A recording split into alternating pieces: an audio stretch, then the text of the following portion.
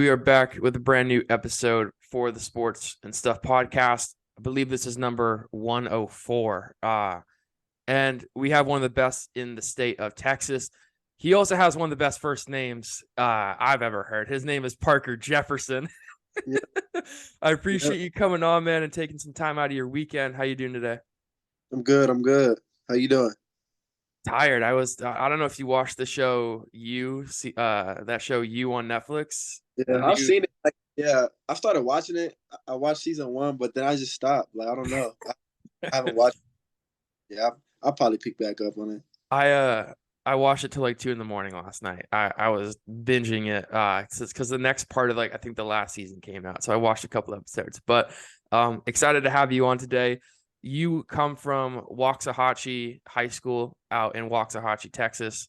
And you guys had an up and down season. I know I looked at your guys' roster too. Very young, a lot of sophomores, a lot of juniors, not a lot of seniors. And I can tell some of the key guys like yourself are sophomores on this team. How do you feel this last year went for you guys regarding regular season and playoffs? Um, it was good because me coming back, I jumped in around halfway of the season. Just coming back from my injury, so before that they were doing good. To be honest, we probably had one of the toughest schedules in the state. Playing a lot of top 25 teams. Mm-hmm. But I think it honestly for us it went well because there's a lot of things that we learned as a team and coaches learned as a team. But it was obviously didn't turn out how we wanted to. Got kicked out in the first round, but I think we just had to grow up in some areas and just kind of figure some stuff out in the locker room and on the court. What things did you focus on most throughout this year? I watched a lot of film before we started, and your speed and how you use your size to your advantage, at least in some of the stuff I did. It's really impressive, um, especially at your age. But what things did you focus on most throughout the year after your injury you came back from to help you continue to make jumps statistically and also just in your game in general? Yeah. Well, coming back, obviously, I knew I wasn't going to be full 100%, Right. and dude, I could barely even move like that. So really, to me, all I focused on was just, I had to kind of play more inside. If I got the open three, I would take it. But I really just tried to, figure out how to use my game without my athleticism and speed. So honestly, I saw it as a plus for me because I kind of learned how to, move with angles and different shot patterns. So, stuff like that. But really, me just what kept me motivated to keep going was, I just tried to come back and honestly be better than I was before. So Mm-hmm. not gonna happen right now, but just try to get through it and figure it out. And at some point, I'm gonna be back to how I felt. Yeah, I'm looking at your schedule right now. I know you had DeSoto, you had Duncanville, who probably everyone knows Duncanville by now. I Yeah, saw I saw a little bit of their game when they were here for Hoopall against Ian Jackson's team. yeah, I forget their name, but they're yeah. Cardinal Hayes. yeah. They played a team from here, Perry, which I'm sure you've heard of. Yeah, They got the brakes beat off them. It was bad. Like they lost by like 40 with Koa and Cody. yeah, But Duncanville, probably what number one public team in the country. I know they got Ron Holland and a lot of other guys. yeah. Cedar Hill. You went on a bit of a you guys went on a bit of a losing streak. I'm looking at it now. You had a 2 game winning streak against Spring and Cypress Park, and then took a couple of losses to Cypress Creek, Dickinson, North Crawley, Cedar Hill, South Grand Prairie, McKinney, North Crowley, DeSoto again, Duncanville, Mansville Legacy, and Mansville. You got that win against Lake Ridge. How are you, I'm sure as one of the better players in your team, how are you able to keep spirits up, especially in that time where it probably felt like all hope was lost for any sort of success? Yeah. Well, shoot, it was like it was actually something I've seen before because last year we started off 0-4 in district. You Mm. know, we had after that fourth loss, we had seniors crying in the locker room. Everybody thinking the season's over, and then after that, we ended up getting second in district last year. So I mean, this year I was just like, I mean, it's nothing different. Obviously, like we had pretty much more losses, and we got fourth place in district. But I'm like, I mean, it's nothing that you can't get to. So I mean, it was really just kind of focusing on getting the big wins. I mean, obviously we let some wins slide and kind of lost a couple games we should have. But I mean, honestly, I knew, especially with our talent, that we would probably get, you know, at least top five because Hmm. Duncanville didn't have this year. So even though they got first, it was the four teams under them. Well, how So would you describe like Texas basketball? I'm in Arizona, and it's yeah, starting to pick up a lot recently. I know, like we just talked about, Perry's really good. Brophy, that kid was on Armand Mahdi. I'm sure you haven't really heard of him, but he was that kid that got Sports Center top 10 for his buzzer beater to go to the state championship. But I've been to Texas. I've been to Waco. It's so freaking big. Everything is super cool. I would love to move to Dallas one day, but I know yeah, the talent is also extremely spread out, and there's yeah. kids that aren't even in the rankings right now that are killing people. How do you describe, or how would you describe Texas basketball for people that probably haven't watched it yet? I mean, it's a different kind of basketball. I mean, I honestly think it's the best kind of basketball in the world. Obviously, the DMV and New York and all that, and Right. Cal, but honestly, Texas basketball, there's nothing like it to me. I've lived here for probably about 11, 12 years. Seen my brother play in high school, AAU, and I see the difference. And it's like, I mean, even here with my district in the 6A district with Duncanville, DeSoto, like most of these teams, like honestly, it's probably one of the best districts in the nation. Just Mm. like even because you have so many of these teams that obviously aren't known worldwide and nationally, but you're playing great teams and like the AAU aspect of it, the local play here is even better than some national tournaments. Like that's what's crazy to me is, there's so many kids here that play local and are on EYBL team that are killing and like people won't know of. But I played some kids that I'm like I didn't know who they were before, but now I know who they are. So just it's fine. Sometimes that happens. There's Yeah, all of a sudden some kid posts here's your teammate, and I'm like, well, it looks like I got to pay attention to this kid yeah, now for the yeah. next couple of years.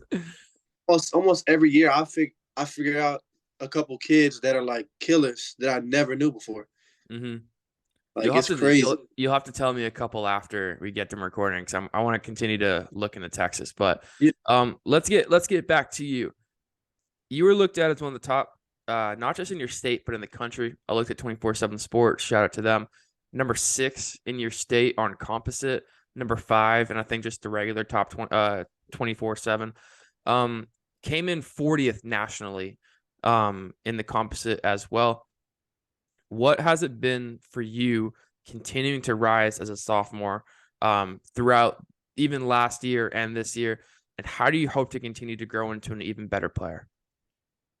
my really just me. Obviously coming back this year because I was ranked pretty highly before I got hurt.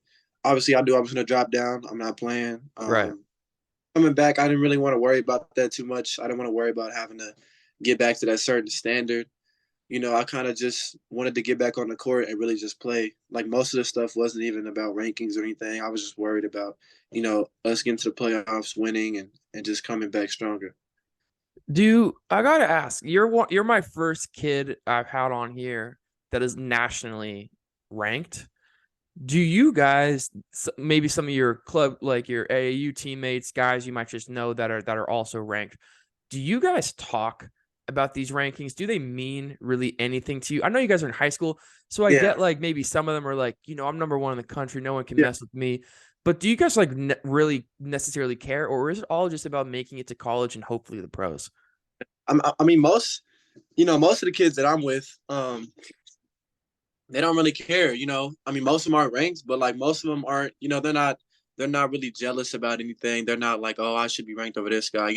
There's Right. some, there's some conversations where like we play people, and even I'll be like, there's no way that he's ranked like that high. So you know, like I've seen it, and even my teammates are like some of them are telling me that I'm better than this kid. I'm like, I'm not even worried about it. Like I'm just worried about winning. So most people, and I know Cam Boozer, I know Koa, so like they're not the people to brag about it either. So I mean, I don't, I haven't seen a lot of it, especially in my class. So I mean, most of us are really just focused on getting to the next level.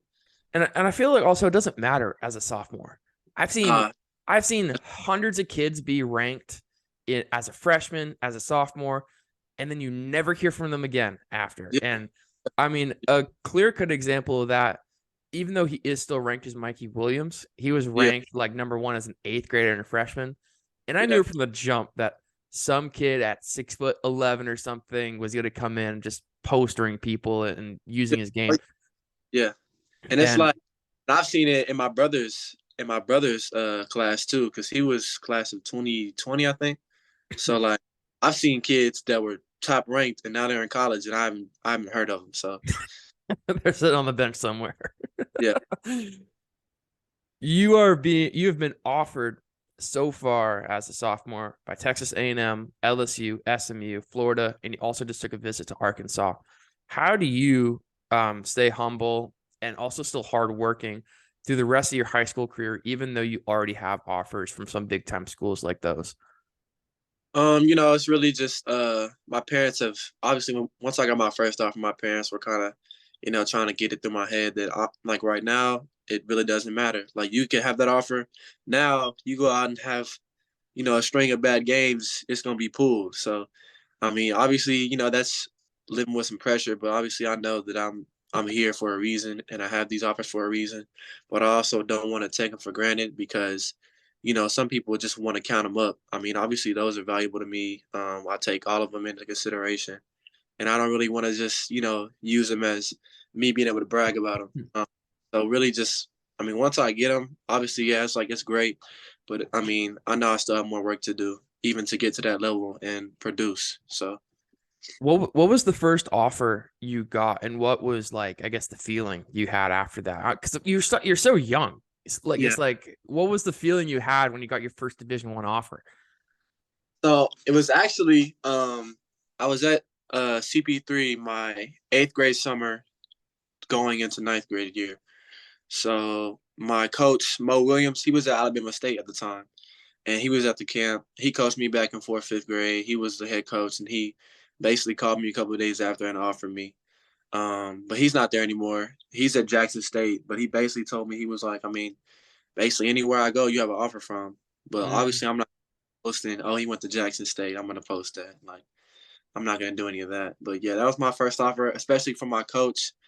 You know, back I used to stay at his house all the time for tournaments. Like, I mean, even then, like I was like the whole day when I got it at school, I was just like, I couldn't believe it. Like I was actually like starstruck. Has there been a team or a school that's kind of been, I guess we can say, showing you a lot of love as a sophomore? I know you also have Oklahoma State and TCU. Yeah. Um, there's and Florida as well. I know you just saw you posted too. Yeah. Is there any schools besides those that are trying to reach out, or if Oh yeah. just those Definitely. schools, what's like the one showing you the most love right now? I've had talks. Obviously I haven't talked to them in a while. Just because their seasons and stuff, and I don't want to get in between of what they're doing. But I've talked with Gonzaga. I mean, they've shown interest. Michigan State. Talked to Coach Cal, Kentucky, on the phone back a couple months ago. And let me think who else. Like there's been a lot of schools that are interested that have told like my coaches and trainers and stuff like that I haven't fully contacted yet. Mm-hmm. But I mean, and then really like most of the schools that have offered me now are actually showing pretty good interest. Like A&M's a pretty good school that's been showing interest. I've been out there for a game, and I went there for unofficial earlier this year. Texas Tech's been showing interest. LSU, Florida.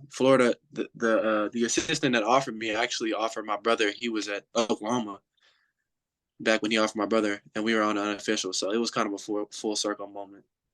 So what's your brother's name and where is he? Michael Jefferson, and he plays at Iona with Rick Pitino. Oh no shit! I was watching them yesterday at work. He's he What is was some he, of? he was Go number ahead. 23, the white kid with the white leggings. Okay, they're going to be playing today. I'm pretty sure. Yep, So they play. I'll keep an eye out for them. Yeah, they played Marist today for the championship. I got to ask you then, with your brother being at the Division I level, what's some advice he's given you to kind of stay focused? Because being a kid like that, if he's been offered by schools like you just said, he's playing for one of the greatest coaches of all time. Yeah. What's kind of been some stuff that has stuck out to you that he's been able to help you through? Yeah. Well, even just the path my brother took to even get there, because once he had some offers from Butler and Oklahoma and Oklahoma State. And then he had a summer, he was during the COVID year. So it kind of messed him up during Right. UIB. He had like 2 live sessions.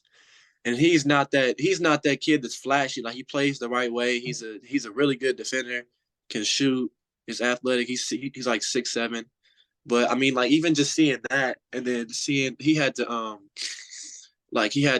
do a post grad year and go to was it Don Prep in like Cincinnati. Okay. He had um and then he went to Northwest Florida State last year for junior college and actually won the JUCO championship. Oh, And wow. then him going to Iona, like just seeing all that is like basically, like, he never gave up. Like, he could have just said, "No, like, I lost these offers. I'm gonna stop playing." Like, he went to Northwest Florida State and did his job and got there over at Iona. So just seeing that, I mean, he didn't have to tell me anything, but just seeing that, I mean, obviously it's like, I mean, don't give up, because obviously, like something's gonna shine through the darkness. And then, I mean, him just telling me, like, I mean, he's always on me about this stuff. Like, we always play 1-on-1. He's giving me advice. Like, he just wants to see me be the best I can be. And he doesn't want me to, get fed up with all this stuff right now. Like, he just wants me to stay focused. That's the main thing he tells me.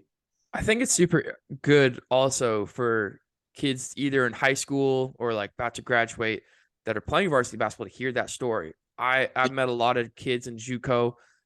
There's a kid out here at Arizona Western College named Yaxel Lendenberg from New Jersey, had bad high school grades, had to jump all the way out here across the country, played 2 years at JUCO. Now he's about to go home and play for St. John's. And I hate saying it, but possibly Rick Pitino, because there's a lot Yeah, of rumors about that right now.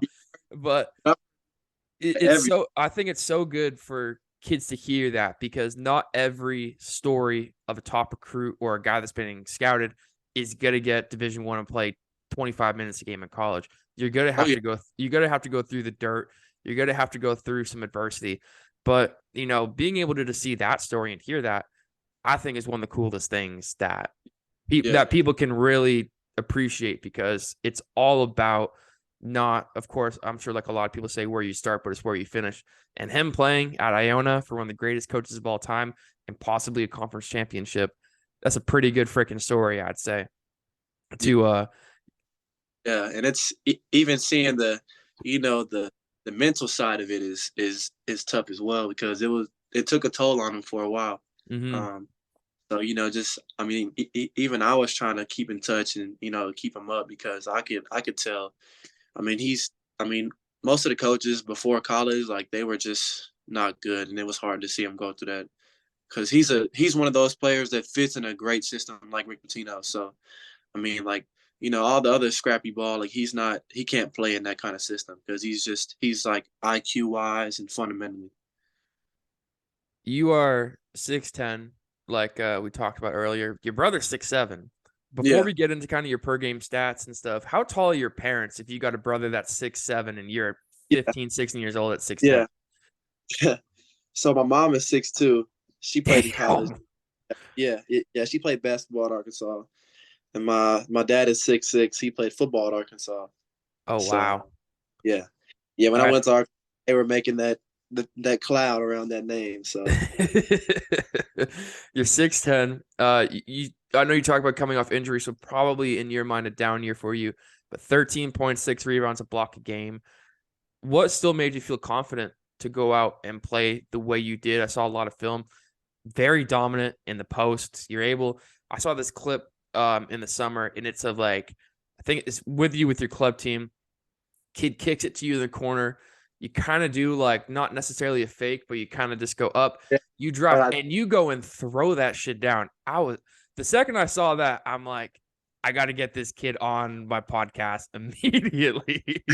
yeah, What made you feel so confident to at least play like that, and hopefully, it's going to get better next year in your senior year. But what made you feel so confident to go out and play the way you did last year?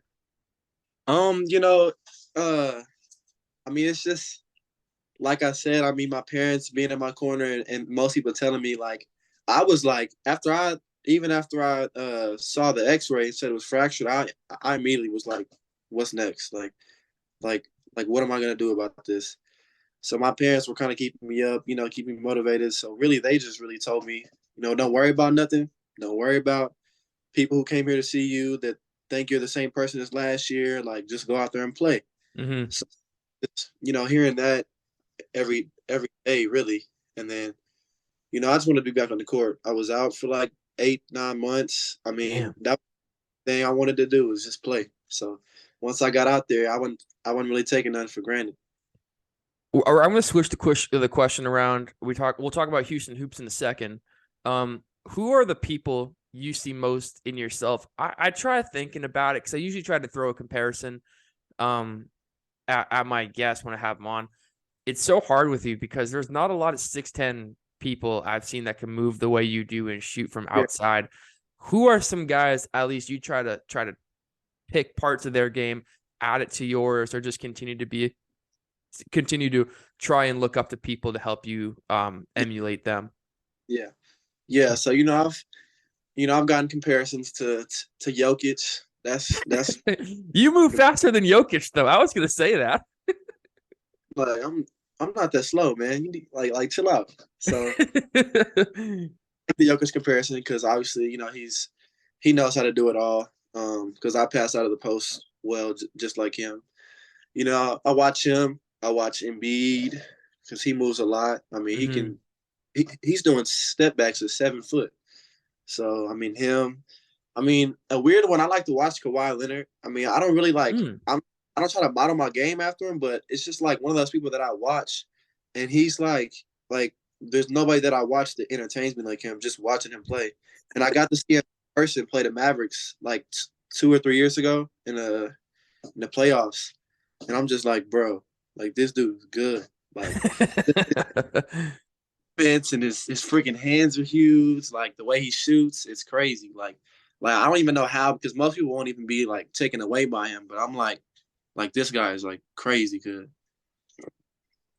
It's so funny because you said that's the most entertaining person for you when he is literally the least entertaining person probably in the league, like character wise, because he Yeah, has no oh yeah. emotion. He's not like flexing or anything like these other guys are. Like He's just straight to the point. the backstory to it, No. why he's so quiet. So they said he basically saw his dad die in front of him Oh, at the age wow.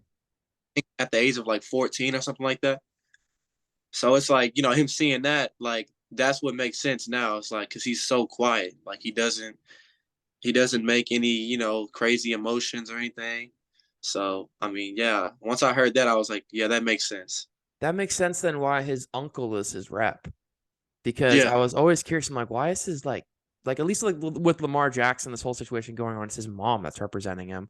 That makes a lot yeah, of sense though. That Kawhi is yeah, represented by his uncle. That man, that he is a baller. I loved him in Toronto. I've hated him these last yeah, couple years because he just doesn't play, and it's just like people give him all this praise, and I'm just like, I just want to see you ball because he is like when he played yeah, with Toronto, he was yeah. That's unstoppable. I started because like that's when I really like started like tuning into him because during the Spurs I was a LeBron fan. I was like, no, I don't want Mhm. Kawhi. Like I don't care about Kawhi. But once I seen what he did with the Raptors, it was like every game that I saw on TV, I was just glued to it. Like I'm Mm. like I just have to see what he's doing. Speaking of stuff like that, you recently announced you will be heading to the EYBL, playing with a very popular team in Houston Hoops, one of the better teams out in the Texas landscape for EYBL. You'll be playing with them through the summer circuit. How excited are you about that? What are some goals you have for the summer? I'm sure Peach Jam is a big goal for y'all, but what are some goals you have personally for the EYBL season coming up? This year I want to try to come out and make a statement. Obviously coming back and people are gonna be, guessing how I'm gonna play and if I'm gonna be this good or that good. So I mean, I just want to come out and make a statement. I want to win games. Last year we had a tough first little stop. So I mean, I kind of want to turn that around, try to help my team out, win some games, and hopefully get to the Peach Jam, conversation. I think you guys are going to be playing out here. Yeah, yeah. There's one. I think is it how do you say it? Mesa or Mesa, Arizona? Mesa. Mesa. Yeah, I see the letters. I'm like, it's either Mesa or Mesa. Hey, it's okay. I had to ask you how to say Yeah. your town's name before we started recording, so it's okay. Um, I think That's because we played back there in 8th grade. What's that gym called? What's the gym called? What's like Inspire. yeah, Inspire. Interesting. Yeah, I know the guy that runs that, so Yeah, I'll have to. expect us to be out there because back in 8th grade, whenever they said that where the circuit was in Mesa, it was that same gym, the Inspire gym. Interesting. That's gonna Yeah. be, yeah, I'm gonna have to pop out to that. When is that? April, right? Uh, I'll yeah. double check after and we can talk after. I think it's then. I think it's the second. It's the second stop. I'm pretty sure that's gonna be in Arizona. The first one is I forget what the first one is. I think the first one's like in Memphis. Okay. But Um, there's also one here in Dallas too. That's a good thing. yeah, that's I love the EYBL. I think it's great. Any person that can get involved, I think it's a great place to play. But also, like, if kids are listening to this and you're an Under Armour or Adidas, don't feel like you're missing out because it is Oh, literally the exact same thing. sure. Yeah, for sure. Yeah, it's all about it's all about your preference and also the team that's treating you the best. UIBL might be the highest platform, but if they're not looking at you like an Under Armour team or Adidas team would, I don't come to the UIBL, man. Just stay there where you're loved. I usually ask one of my last questions from my guests is who are you most looking forward to playing against? I'm going to be focusing this to club wise now with anyone that comes on. Playing EYBL, Houston Hoops. I know you guys are probably going to play some out of EYBL circuit tournaments, but we'll focus this just for EYBL. Who are you most looking forward to playing against in the EYBL circuit? Really, everybody. I mean, I'm ready for it all. I don't really set myself as the one person I want to play because there's everybody to play, and there's a lot of different kids and different talents. So I'm ready to play everybody. Every team we play. I mean, I'm just ready to play. That's it. I'm ready to get back into the AAU aspect of it. I love it. I love it. Well, Parker, I appreciate you coming on. How we end every show on here, favorite on court shoe. Seeing you rocking in a couple of videos, some different stuff, but what has been the go-to shoe for you? What I know you guys get a care package playing in the EYBL. Yeah, You got treated really nice. What's been your favorite on-court shoe, and what can we hope to see you win this summer? I'm probably gonna say the Hot Wheels so far. What are those? The Paul George here. I'm gonna get Okay, Paul get them. George. I'm telling you, man, they're the best shoes I've worn yet. Nice.